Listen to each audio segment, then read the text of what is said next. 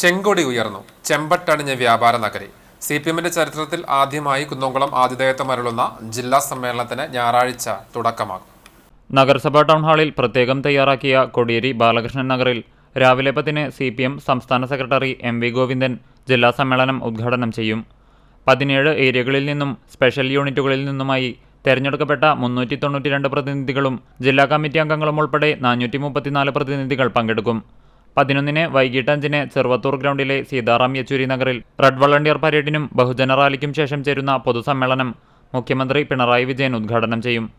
സമ്മേളനത്തിൽ ഉയർത്തുവാനുള്ള പതാക ജില്ലാ സെക്രട്ടേറിയറ്റ് അംഗം സേവ്യർ ചിറ്റിലപ്പള്ളി MLAയുടെ നേതൃത്വത്തിൽ വടക്കാഞ്ചേരിയിൽ നിന്നും, കൊടിമരം ജില്ലാ സെക്രട്ടേറിയറ്റ് അംഗം KV അബ്ദുൽ ഖാദറിന്റെ നേതൃത്വത്തിൽ ഗുരുവായൂരിൽ നിന്നും, ദീപശിഖ CITU ജില്ലാ സെക്രട്ടറി UP ജോസഫിന്റെ നേതൃത്വത്തിൽ തൃശൂരിൽ നിന്നും അത്ലറ്റുകളുടെയും വളണ്ടിയർമാരുടെയും അകമ്പടിയോടെ സമ്മേളന നഗരിയിലെത്തിച്ചു. 3 ജാഥകളും വൈകിട്ട് 5-ന് കുന്നംകുളം ബസ് സ്റ്റാൻഡ് പരിസരത്ത് സംഗമിച്ച് പൊതുസമ്മേളന വേദിയായ ചെറുവത്തൂർ മൈതാനിയിലെ സീതാറാം യെച്ചൂരി നഗറിൽ പ്രവേശിച്ചു. സമ്മേളന നഗരിയിൽ ദീപശിഖ മുരളി പെരുന്നെല്ലി MLAയും പതാക PK ഡേവിസും കൊടിമരം KK രാമചന്ദ്രനും ഏറ്റുവാങ്ങി. സംഘാടക സമിതി ചെയർമാൻ AC മൊയ്തീൻ MLA പൊതുസമ്മേളന നഗരിയിൽ ചെങ്കൊടി ഉയർത്തിയതോടെ സമ്മേളനത്തിന് തുടക്കം കുറിച്ചു.